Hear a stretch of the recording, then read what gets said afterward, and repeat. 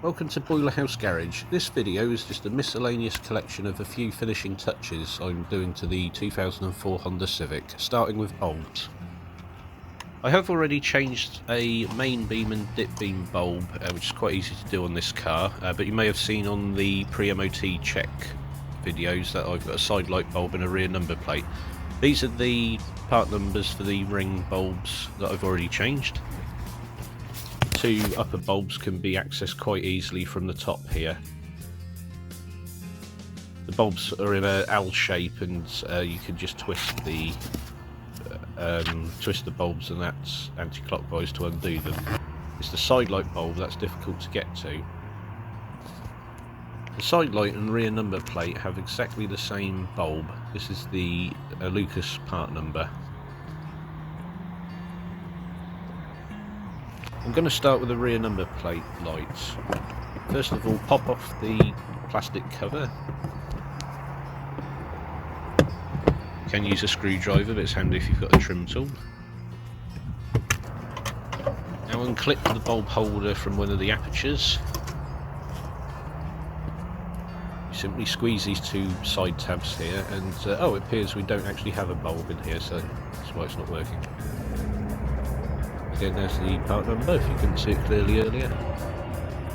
These capless bulbs actually push in a little crudely, and so if you hold the bulb holder firmly, you have to put quite a bit of force to get them in sometimes. A bit of dielectric grease can help. Then you simply push it back in to return it. Now replace the cover. You may want to leave this until after you've checked the bulb's actually working, but I like to live dangerously. Nothing says old car than having a brighter bulb on one side than the other. To tackle the really awkward offside side light bulb, you actually access it through under the wheel arch. If you turn the wheel inwards or remove it completely and take off the wheel arch liner by pulling out the plastic pop rivets. Again, a trim tool does help. I have also lightly jacked the car up to make the arch space as wide as possible.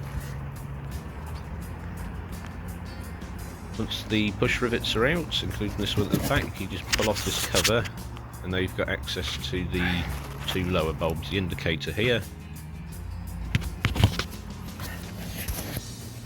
And we're going like an endoscopy to find the awkward to reach side light bulb.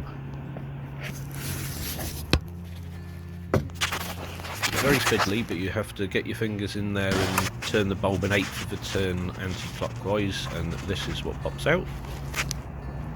Pull out the capless bulb, push in a new one, and it's even fiddlier to put back in. You can go around the front and just see where the tip of the bulb is coming through the hole where the bulb shows in the headlamp unit.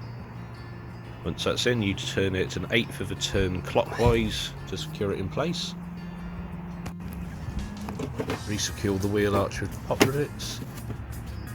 Sometimes these can break, so it's handy to have a few spare.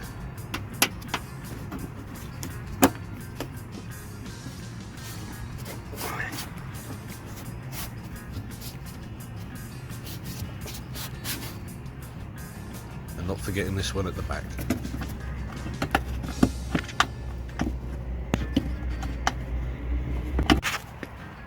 Now that's every light on this car working as they should.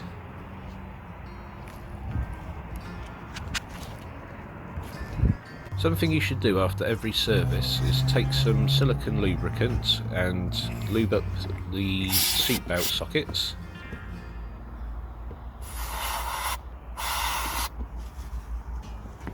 The ignition barrel. And all the car's other locks, such as the door locks, and don't forget your boot lid one and the fuel cap lock as well. Now swap the silicone for some white grease and spray the door stay and hinges, and you can also do the bonnet latch. That can be useful to keep lubricated. This next part is a bit of a fail video. I was attempting to do the starter motor on this car, as the one in it at the moment's cranking very slowly, you can sort of tell it's on its way out. Not failing completely, but you can tell it's wearing.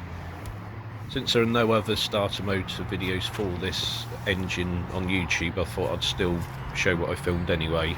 If you take a look at the starter motor, you have to undo the 2 bolts and then these 2 points on the solenoid here. This top one is quite hard to get to. Apparently the best access is through the top by taking out this airbox. But when working on a starter motor, you must disconnect both the battery terminals, which I'll do first.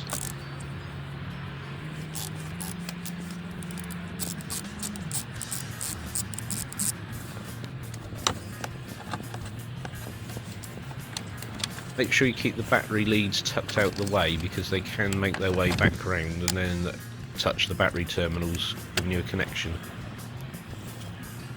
I've removed the airbox exactly as I did in part 2 of this video series on this Honda Civic, so check that out.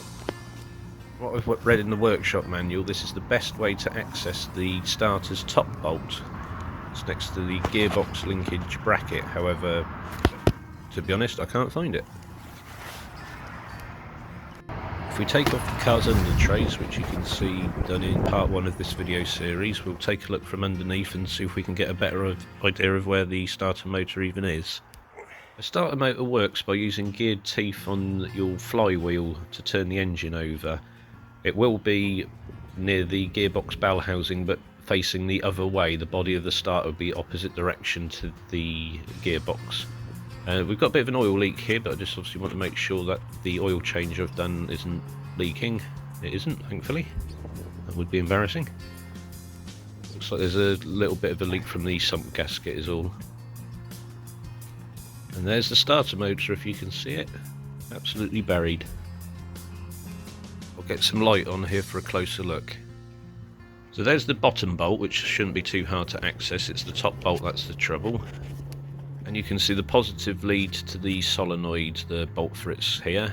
That can be undone fairly easily, I'd assume.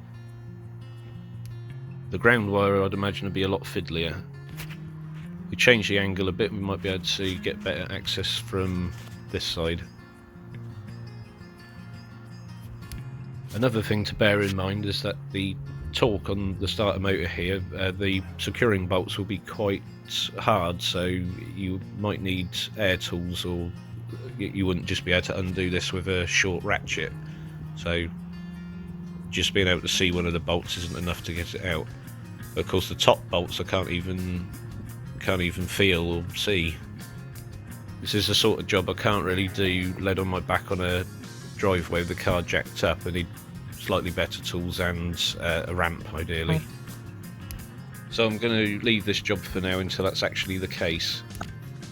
If it was a matter of this starter had failed and I absolutely had to get the car running for the next day, I'd probably attempt by undoing the bottom bolt and the visible solenoid bolt here.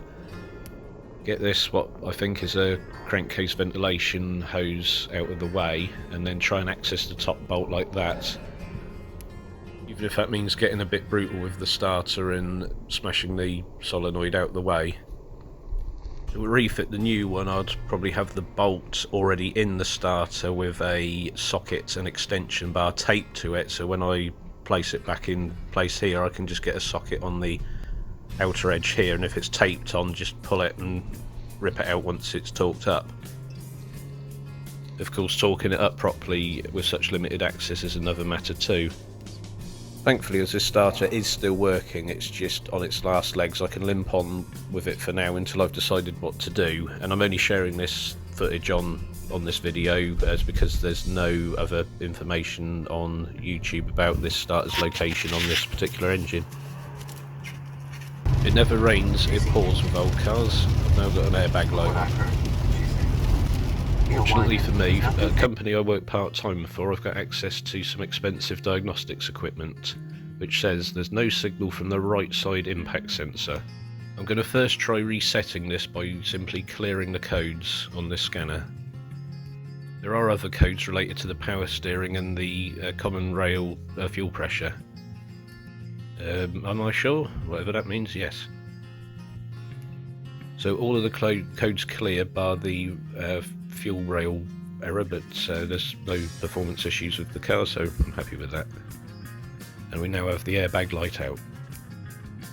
Sorry if this video seemed a bit random and thrown together. I did want to just put a little collection of miscellaneous jobs to tie up some loose strings on the service videos for the Honda.